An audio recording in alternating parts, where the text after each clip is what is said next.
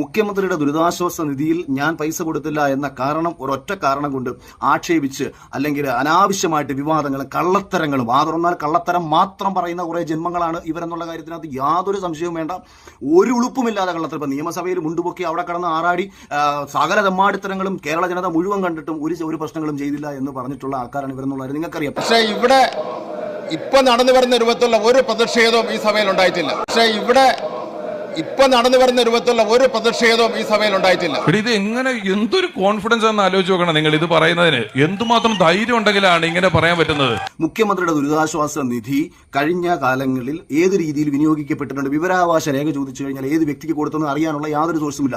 പതുക്കെ പറ, വല്ലവരും കേൾക്കും. വല്ലവരുടെ കക്ക വല്ലവരും പറയുന്ന കേൾക്കാൻ പാടില്ല. KSFക്ക് ലാപ്ടോപ്പ് വാങ്ങാൻ വേണ്ടിയിട്ട് കൊടുത്തത് 81.43 കോടി രൂപയാണ്.